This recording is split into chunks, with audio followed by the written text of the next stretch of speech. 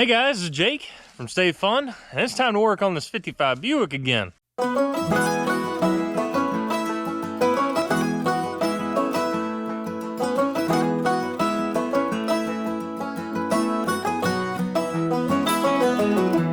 So the goal for this video is we're gonna try and get the engine running on its own. So in the first video with the Buick, we showed it off, showed it to you, introduced it to the channel, and we actually got the engine to run. Now, if you haven't seen that video, it will be linked down in the description below, so check it out after the video is over. This video, I want to take the carburetor, get it pulled off, get it loosened up, get it cleaned up, put back on there, change out spark plugs, plug wires, make sure that the radiator holds water and that it pumps it through the system, and make sure that we can get it to idle on its own and make wah-pow noises every time you hit the wah-pow maker. First step, let's get this carburetor taken off. We'll be able to spray it down with some penetrating oil and see if we can get that linkage freed up.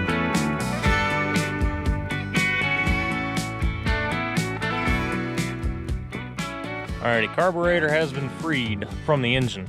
That right there is what's stuck, is that flap. So we're gonna shoot some penetrating oil all over it. See if maybe we can break her free.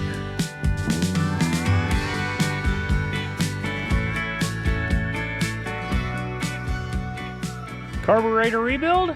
Check. What I did is I used an ultrasonic cleaner with a little bit of like a soap and water mixture. Went ahead and ran it through for about 20 minutes. Pulled it out and then ran it through a parts cleaner just to brush off all the stuff that got knocked loose with the ultrasonic.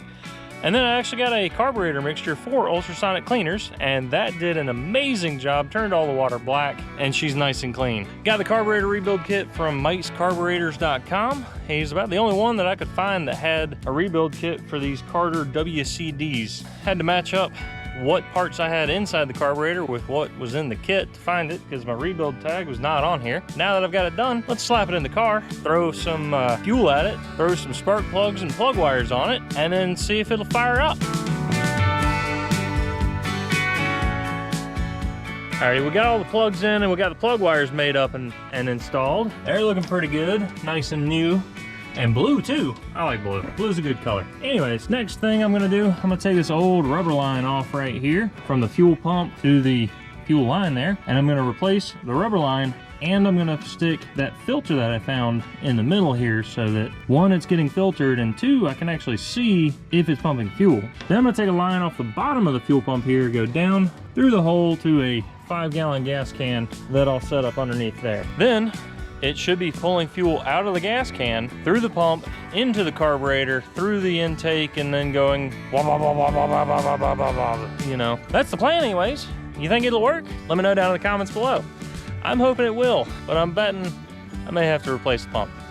So I'm gonna crank it off my seltzer water bottle again. That way it kind of starts up pretty quick and gets a real good pump, hopefully, going on, sucking it up to the carburetor. Now, I'm gonna be keeping an eye on this fuel filter right here to see if I get any fuel in it.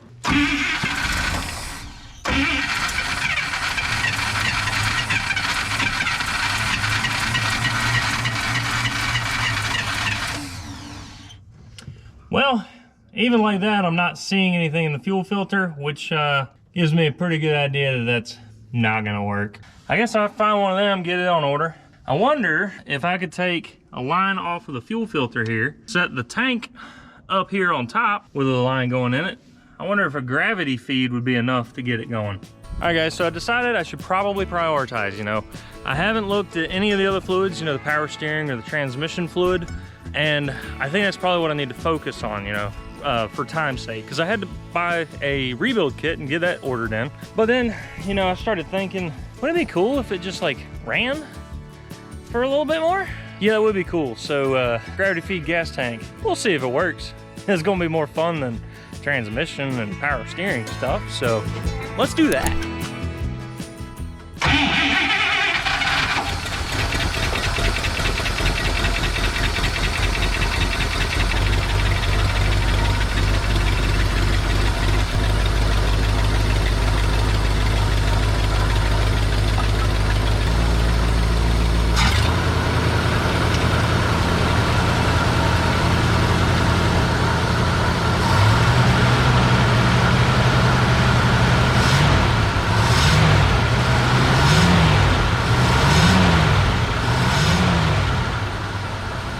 Bo's right, this is way more fun.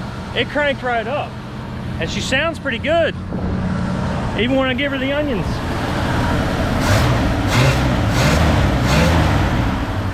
She's smoking a little bit back here, but you know, she's old enough to do that. Sounds pretty good. Let me get you in here for a sound check.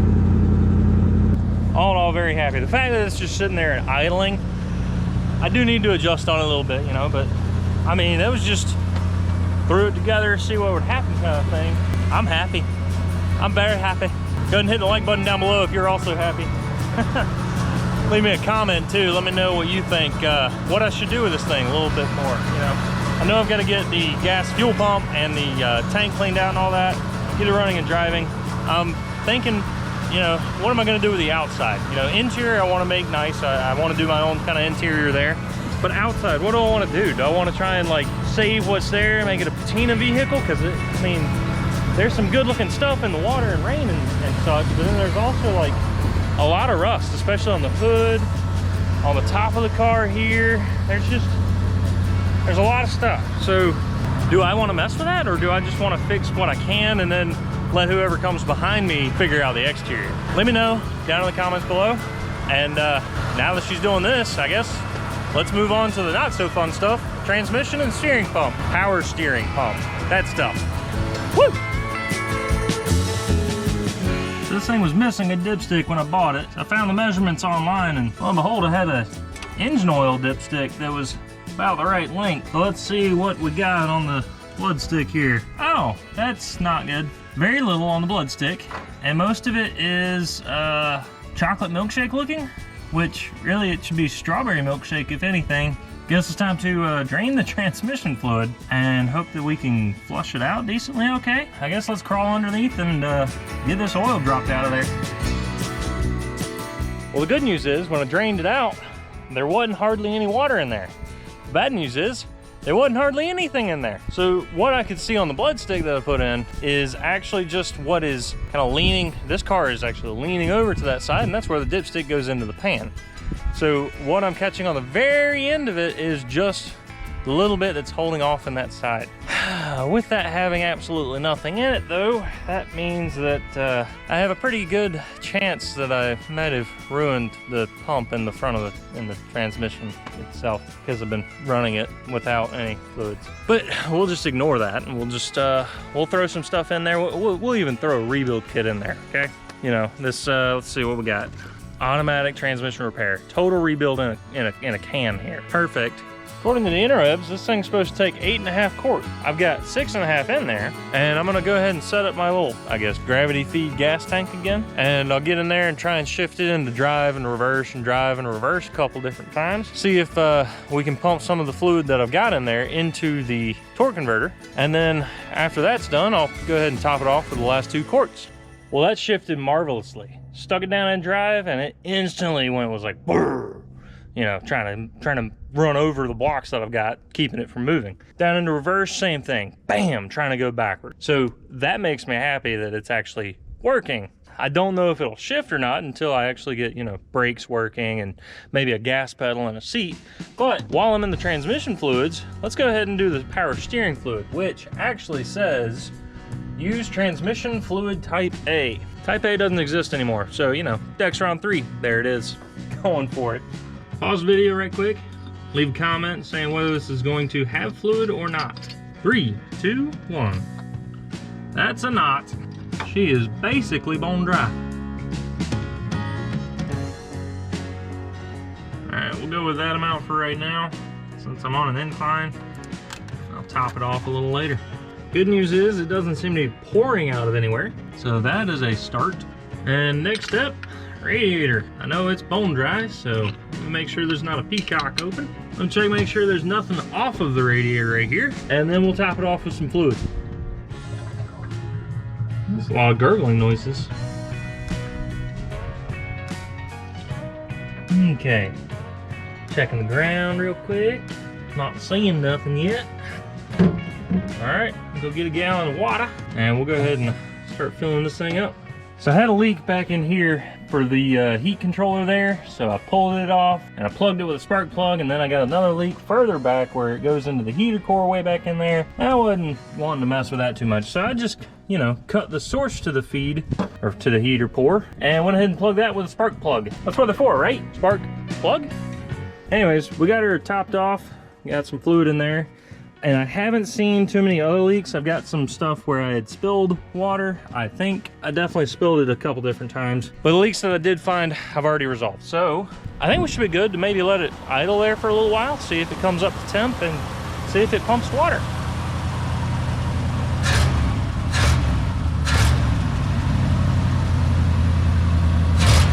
So it's running right now. Oil pressure says that it's normal to almost high. Amperes says that it's actually charging. I don't know what the O means. Temperature is still cold, which is probably accurate. We'll see if it runs for a little bit and warms up any. But that's cool that the pressure and the amperes gauges work. Gas says that we have half a tank. I don't know if that's true or not. Well, I'll let it run for a little bit. And my radiator here is pretty warm. So it's moving water pretty decently. But my gauge inside didn't actually move. Not surprising, but that means I'm gonna have to look into that at some point in time. While I was messing around, I did hook up the throttle pedal here. And you remember I was telling you the starter mechanism goes off the throttle? Well,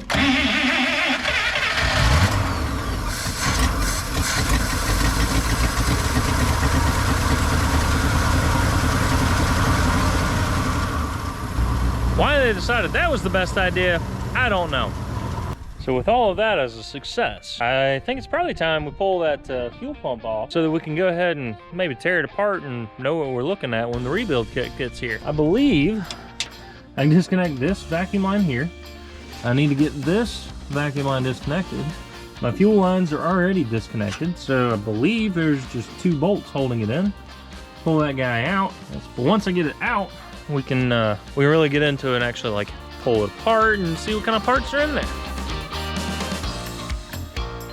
During the rebuild process, I found out the vacuum side pump, you push it down, you turn it a quarter turn, and then you lift it up. At least on this one. This is a AC 4304, just in case y'all are doing this. On the fuel pump side, you push it down, you angle it outward away from the actuator arm, and it unhooks from the lever arm that it's hooked onto. That one's a lot more difficult, and it might take a little bit of time, but keep at it, you'll eventually get it.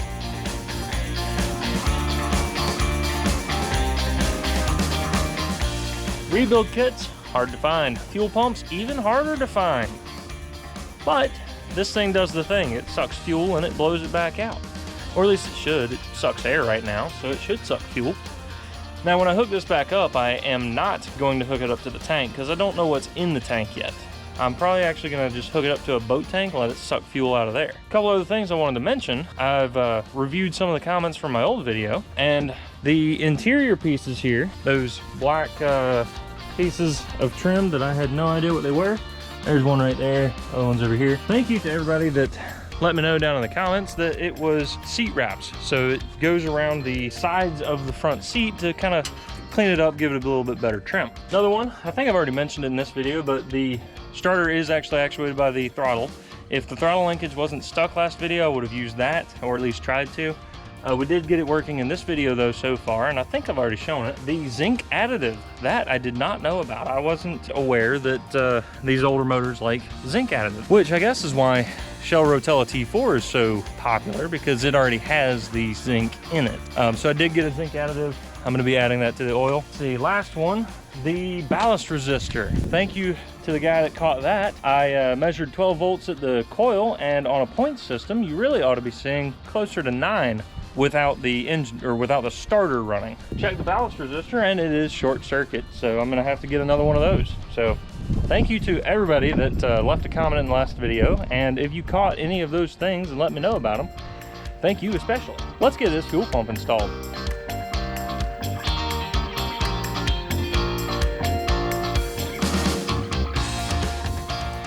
All right, fuel pump's installed, so let's see if it's actually able to suck fuel up out of this temporary tank I got down here.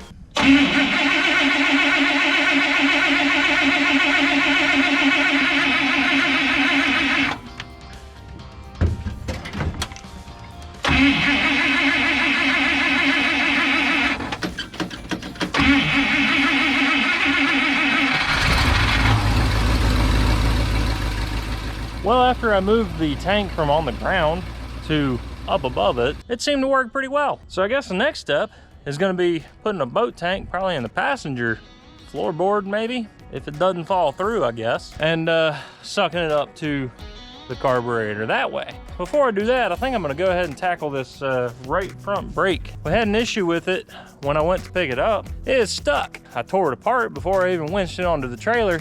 Now I need to put it back together and probably replace the brake line, brake hose. Probably gummed up and sticking for me. I did go ahead and get brake hoses for both fronts and the rear center. So we'll probably just right off the get-go replace them, drain all that old fluid out, and then see if we can maybe pump them up and use them. Alrighty, the brakes are there. Not sure if they work, but at least they are physically in place now. So I guess the next step is actually hooking up the boat tank and seeing if we can pull it into gear and stop. We'll see. I did pump them up a little bit. They did end up with a little bit of a firm pedal. This one did not stick after that, so I think it was either just rusted or misadjusted or a mixture of the two. So we'll go ahead and get this tank in there, fill it up, hook it up, see if it'll crank and run, and then see if it'll yard drive a little bit. That'll be fun.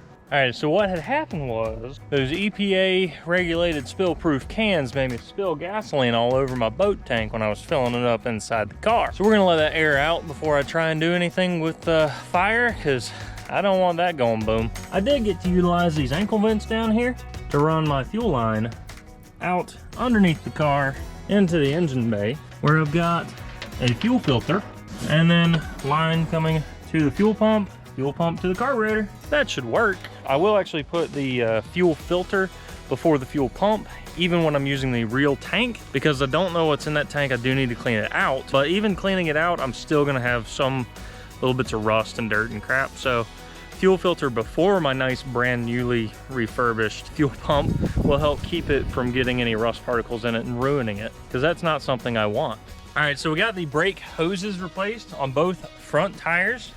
I haven't done anything with the rear yet, but something was sticking a little bit before, so I think they're still maybe a little bit hung. We'll worry about that later. We'll see if just the front is enough to stop me after I'm moving. Now, when we had it jacked up in the air, bled the brakes a little bit after replacing the hoses, obviously.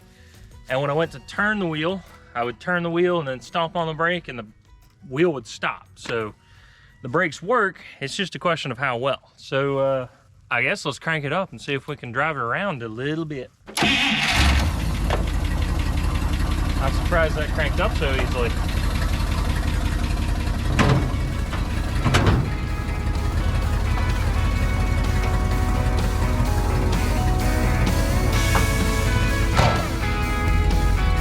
All right, got a little bit of brake. Here we go.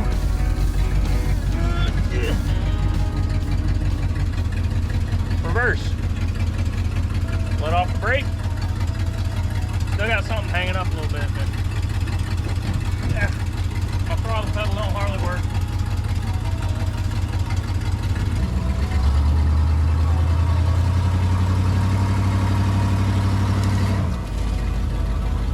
Stop pretty quick.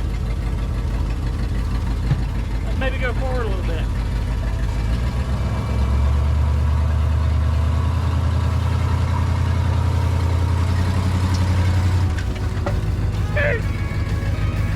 Well, it kind of stops. Maybe that's enough to ride around in. Brakes are definitely holding on.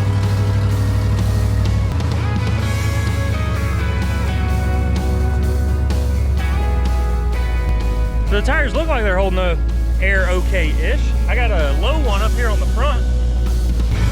Maybe we can go get some air in that thing.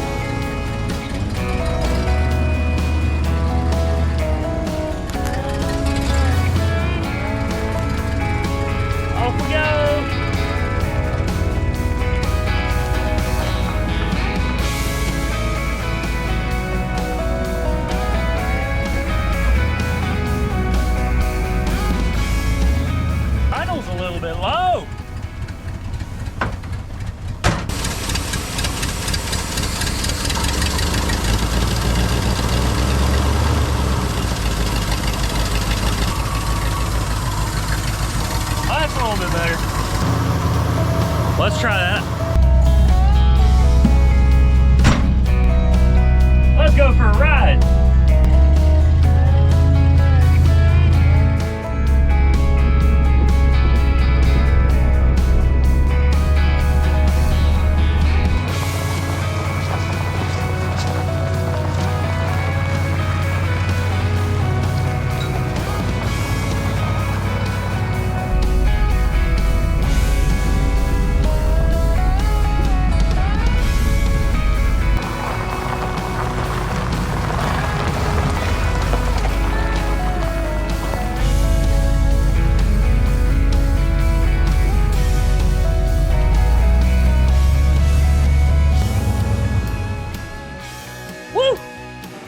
Well, I call that a success. Running and driving, technically.